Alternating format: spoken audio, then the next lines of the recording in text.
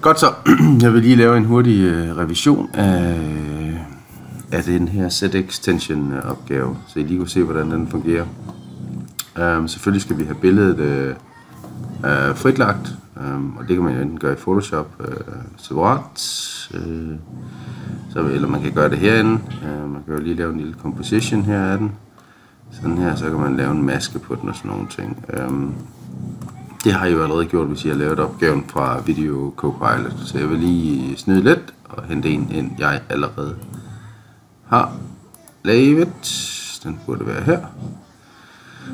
Så hvis I ser den, og vi lige slår transparens. Nå, havde jeg ikke fået det med. Lad os lige se, hvad havde jeg gjort forkert her.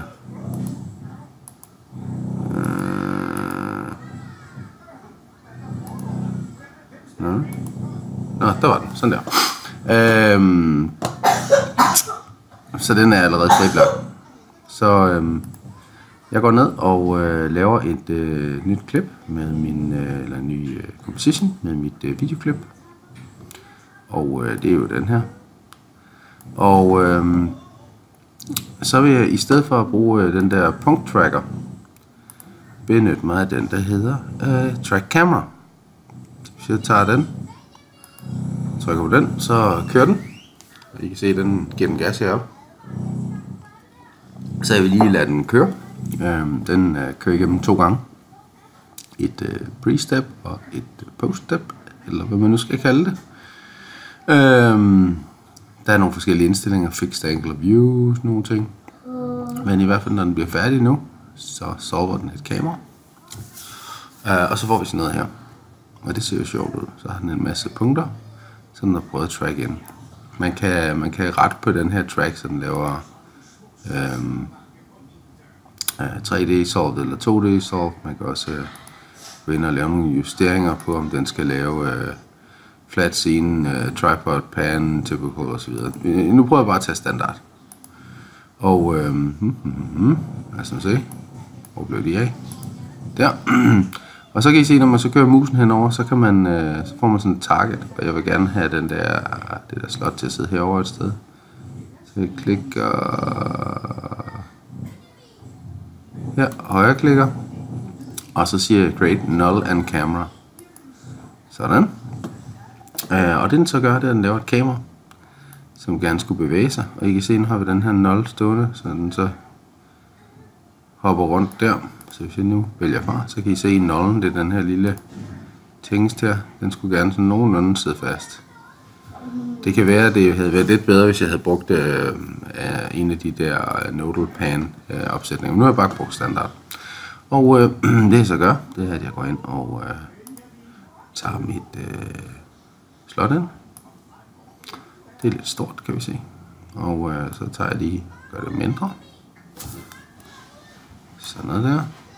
Det er ikke lige den rigtige sted. Og så kan man se, at lyset kommer nok sådan lidt fra højre af, så jeg benytter mig lige af chancen til at sådan flippe den rundt.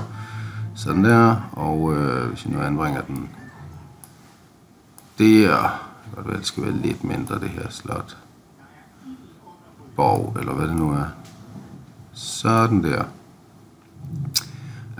Og det jeg så gør, det er, at jeg sætter den fast på mit null her, og det gør jeg ved at gå ind, jeg skal lige højreklikke her, og så sige columns, og så sige parent. Så her, der kan I se, der står none i den her, der er sådan en lille twirl her, hvis jeg klikker på den, og trækker den ned på null. Sådan. Så kan I se, nu hænger den fast på den track her. Så hvis jeg trækker i den her, så mangler jeg lige at gøre det til et 3D-lag. Sådan. Så skulle jeg ikke have hængt den fast på. Så jeg går lige tilbage. Sådan der. Sådan der. Så gør jeg den lige til et 3D-lag. Så jeg får den anbragt. Og så sætter jeg den fast. Sådan her. Og så kan I se, så sidder den fast på her. Der sker lige noget sjovt her til sidst. Men overvejende, så sidder den jo ret godt fast. Og så kan man jo gå ind og lave noget color correction på den. For eksempel gå ind og sige her, og så sige Super, dejligt. Der, color balance. Igen på den her. Og måske drejer den lidt, så vi får den over i de sådan lidt rødere toner. Der cirka. Det er ikke helt skævt. Og så måske lige lidt mindre saturation. Sådan der. Så har vi et klip, der sådan ser hæderligt ud. Så sådan virker det. I vores track her, der kunne jeg selvfølgelig have, have sat min shot tube til, hvad det hedder, hernede under, til mostly flat scene eller tripod pan. Hvis jeg gør det, så solver den lige om, og så skal vi lige se, hvordan virker det så.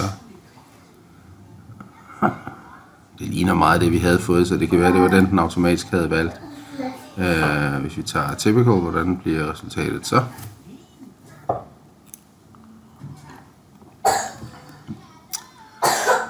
Nu har den jo selvfølgelig genereret hvad det hedder, en kamera, så man kan ikke regne med den måde kamera og slottet bevæger sig. Det vil man være nødt til at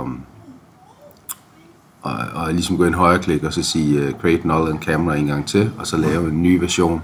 Man kan se her, der får vi noget meget mere dybde i. Lad os se, hvordan de bevæger sig. De sidder faktisk meget godt, de her punkter her. Det kunne godt være, at det var dem, man skulle bruge i stedet. Så hvis jeg nu unlinker den her, sætter den til none, og så går jeg ind, og så bare vælger jeg, prøv lige at slå den her fra. Så vælger jeg et punkt, det kan være svært at ramme et godt punkt her, men hvis jeg nu tager... Jeg vil bare så gerne skove om en kage. Lige finde et godt punkt. Det er sådan lidt tricky her, men vi nu tager den her. Prøver vi at tage den. Så er der kommet et nyt null her. Og jeg aktiverer lige mit igen her.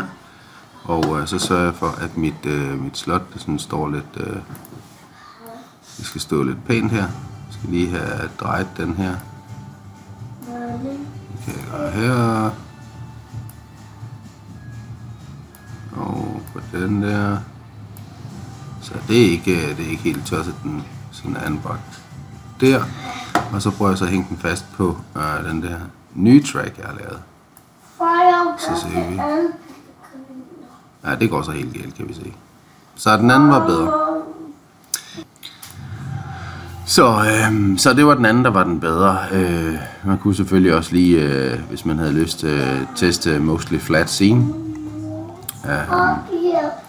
Så lige den her fra der, og sådan der. Det ser måske heller ikke helt dumt ud. Og så går vi herhen og tager...